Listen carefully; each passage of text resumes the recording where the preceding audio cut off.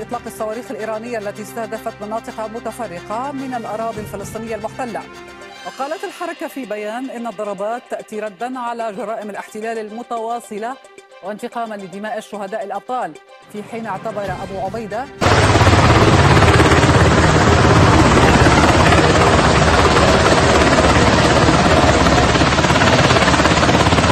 تحقيقها ل 90% منها. مضطرين أن نذهب إلى هرتسيليا مع أحمد جردات هناك مراسلنا، وهناك يعني أحد مواقع سقوط الصواريخ الإيرانية. تفضل أحمد.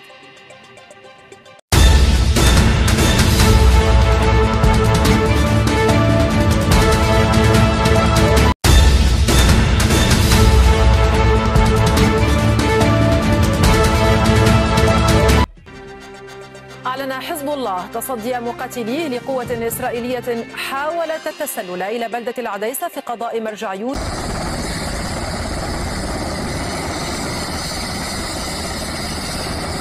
أعلن الحزب أن عناصره قصفت مستعمرتي جيش هزيف وكابري بصليتين صاروخيتين. نتنياهو أعلن الحزب اللبناني استخدام صاروخ نور لأول مرة في المعركة ضد الكيان. لسه لما كملتن كبجمتوتا هردوفتوتا كينيا oduuwwan baha gidduu galeessaa fi idil addunyaa sin dhageessifnaati dura dursuudhaan matootii isaaniitiin hangafna. Haleellaan kaleessa galgala dirree xiyyaara Israa'elii hojiin ala ta'uuf waajjirri basaasa guddaan Muusaad HQ Head Office IDF kan jedhamu barbadaa'uudha.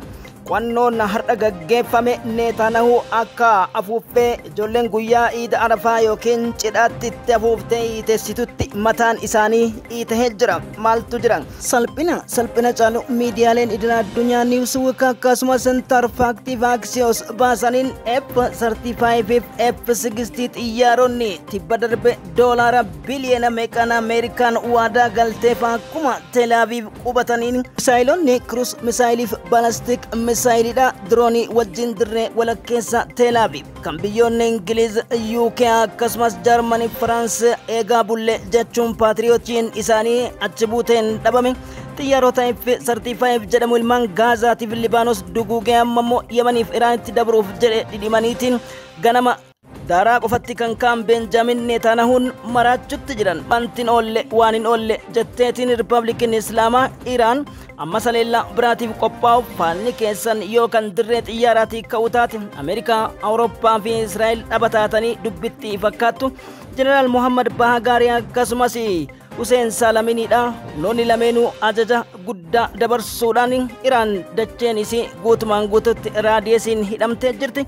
Hizbollaan washab lahab jedhee loltoota daangaa seenan maaltu isin fideen 8 dhidhimsee 16 helikooftariin guurachiisuudha maddeen miidiyaalee idil addunyaa gabaasanii jiran. Hawtiin Yemanoota washab lahab jechuun Al-Quds 5 Sirii Palestinian misaayiliidhaan har'a magaalota haleeluun galgala kana doonilee dhidhimsee Ameerikaan maraachuutti jirti.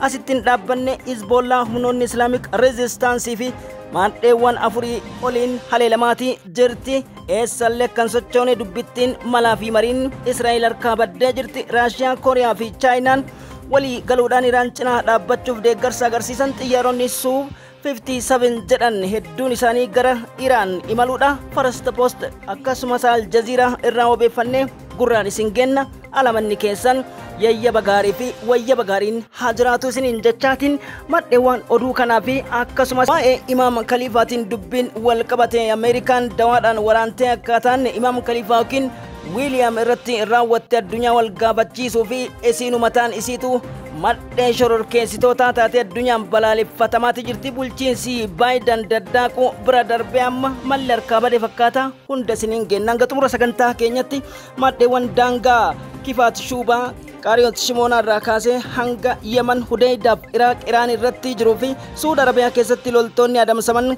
kan Ameerikaadha kan fa'i kan jedhu hunda miidiyaaleen isiniin ga'u. Isin hanga xumuratti laayik gochuun, sheer gochuun akkasumas haarawaa yoo taatan sabiskiraayib gochuun maatii keenya dabalamuu hin irraanfatinaa isiniin jenna. Caayaa Niwus Teekinooloojiin, Al Jazeera Al Arabiyaa, Hindustaan Taayim, Times of India, Newsweek, Associated Press, Reuters, Reporters, Hindustaantu wabeeffachuun Almaasiraaf Almaadiyaa irraa galaalcha gurguddoo Newsweek Independantiif Aksiyoosin isin biraan gama deebal balloomitti dhiyaadha.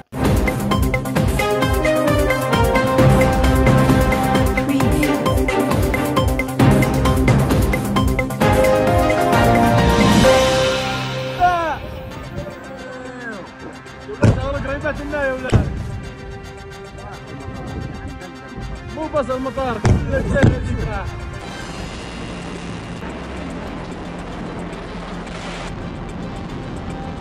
تطلعنا على آخر تفاصيل التصريحات الإيرانية فيما يتعلق بالأهداف التي قامت باستهدافها وتحقيقها ل 90% منها. مضطرين أن نذهب إلى هرتسيليا مع أحمد جردات هناك مراسلنا، وهناك مراسلنا سعد خلف. أهلا بك سعد، أطلعنا على تفاصيل ما جاء في بيان الكرملين وكيف تنظر روسيا إلى كل هذه التطورات.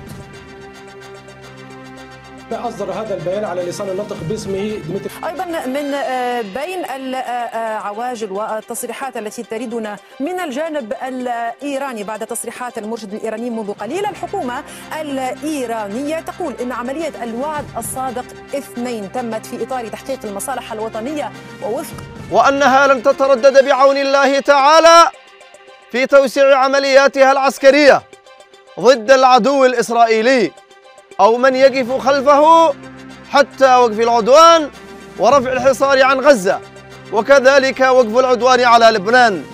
والله حسبنا ونعم الوكيل.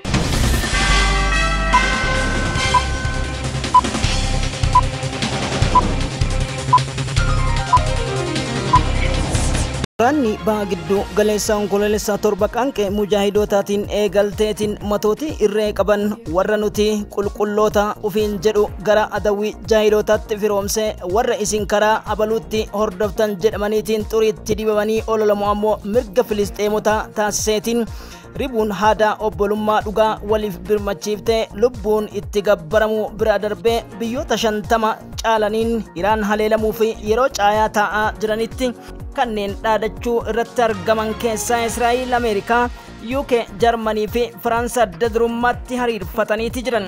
Haleellaa maadhee saatalaayitii bakakkaan itti buuteetiin kaleessa galgala durfame keessa haleellaa cimaa fudhachuun xiyyaarri misaa'iloota gurguddoo ta'anii fi F-35 jedhaman kan Ameerikaa irraa akka seenaniin doonii irraa dhidhiman hundi isaaniitu kiruus misaa'ilii Iraanotaatiin 20 dhidhiman. Kanatti dubbiin hin dhaabbanne iccitiin gaazexeessitoonni hedduun isaanii ugguraman akka hin galaalchine haa taatu barri bara teekinooloojii Iraan gadi baafteetiin jeettiiwwan Israa'elii uummata Gaazaa fixaa turan 20 dhidhiman osoo lafaa hin ka'in.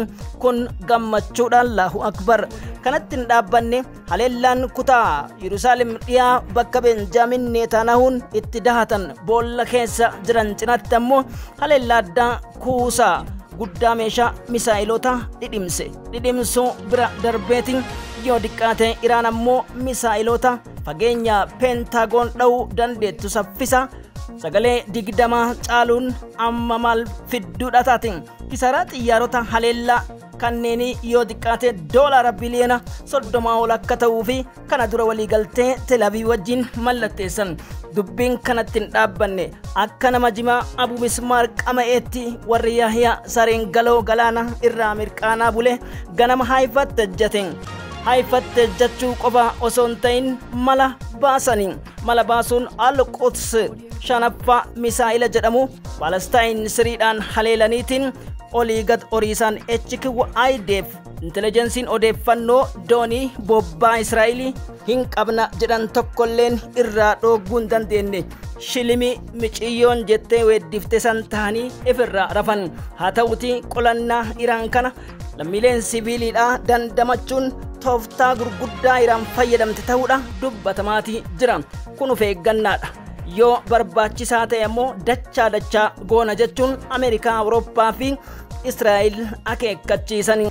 Ajajaan humna qilleensaa fi haleellaa Iraaniidha Hussein Salemiidha yeroo hedduudha United Nationitti himne dippiloomaatota koominitii idila addunyaatti himne Ismaa'il Haniyyee birmadummaa Iraan cabsuudhaan isaan sarara diimaa yoo cabsan seerri idila addunyaan jiru keeyyanni 51 dhaabbata mootummoota gamtoomanii siviilota dirree waraanaatiif taasisuuf waraana keessatti kiyyeessuu jedhu isaaniif hin dalagu. Isaan kaardii magariisa qabu hin obsine ammas bira dabarreetiin yoo xiqqaate Hasan Nasrallaa fi qondaala waraana jeneraala keenya Abbaasiin ajjeesan qondaaltota 20 olis boolraadha ajjeesan lammiilee Filisxeemota boloota keenya qulqulluu 42tti dhiyaatan ajjeesan kanaaf gaaffii nuti dhiyeessineef akkasumas dippiloomaasii yeroo ammatti Iraan barbaadduuf akka Iraan dachiirra baddu kan barbaaddu fedhii Ameerikaatii Israa'eliin.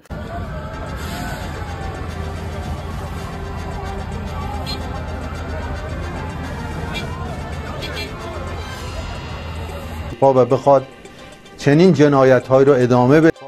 Sarbamiinsa deddeebi'aa Iraan irratti aggaamame barootaaf obsaatii turre. Saayintistoota keenya yeroo hedduudha irra deddeebuun allama al sadi ajjeesanii jiru. Dabarre qondaala ajajaa waraana waliigalaa kan IRGdha. Jeneraal Qaasim Suleemanii ajjeesan irra dabarre. Mandheewwan adda addaatti iddoowwan Iraan sochootu kamuttuu yaalii gurguddaa gochuun qoqqobbiiwwan keessisuun harka koola Ameerikaa taateeti wanti isin hin godhin hin jiru. Ismaa'il Haniyyee nu bira dhufe.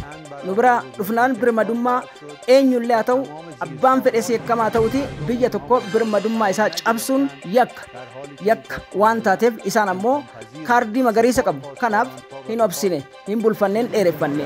Hasan Nasrallaa Libaanos keessatti akkasumas ajaja kiyyatti aanaa Abbaasiin ajjeesan. qondaaltota 20 ol ajjeesan nama 42 oltu فلسطينيين كلهم رمت. سريع واستعداد جماعة أنصار الله الحوثيين عن توسيع أو في توسيع العمليات العسكرية ضد إسرائيل.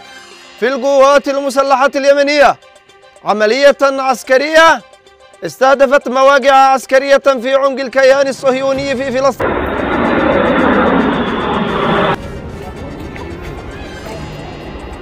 Anti-Iran resolutions. But beyond that, it's a tough ask.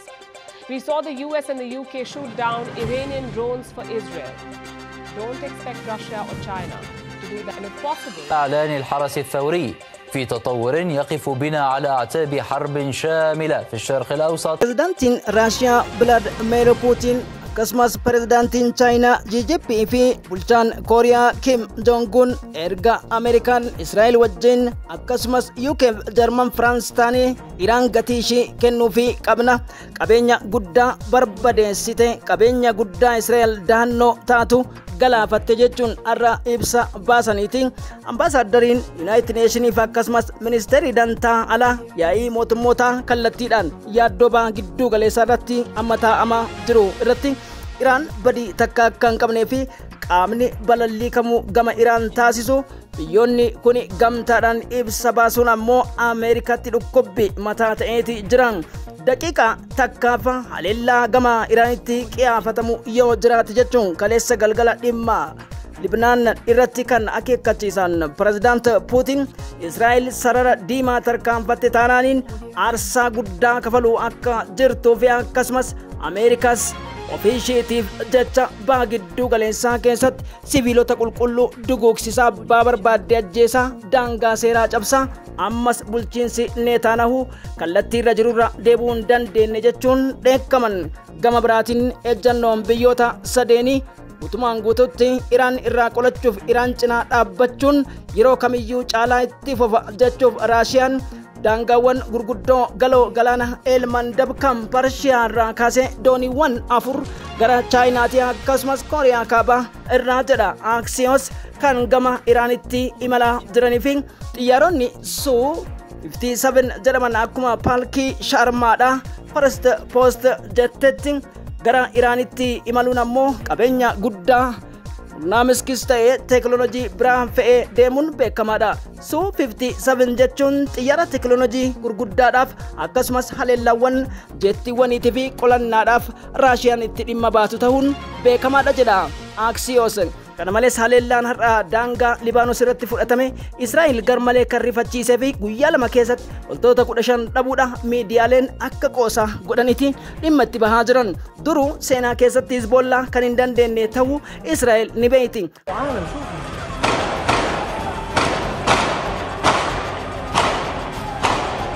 The CBC's Crystal Gumansing has also been tracking developments from our London bureau and joined. So just slightly before we saw that attack of the missiles coming into Israel, the Jaffa neighborhood in Tel Aviv, Israeli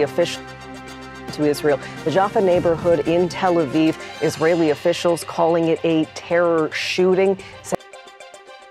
To Israel. The Jaffa neighborhood in Tel Aviv, Israeli officials calling it a terror shooting, saying individuals started firing at the light. الآن تقارير تتحدث عن سقوط قتلى بمحافظة النبطية جنوبي لبنان، وأوقعوا بها خسائر واستهداف قوة مشاة كبيرة في مستعمرة مزقاف عام بالأسلحة الصاروخية. بالله اللبناني أو لحركة حماس في أوروبا أو في مناطق أخرى ضد إسرائيل على خلفية هذه الحرب. مرحلة العمليات العسكرية المفتوحة، إسرائيل تدرك تماما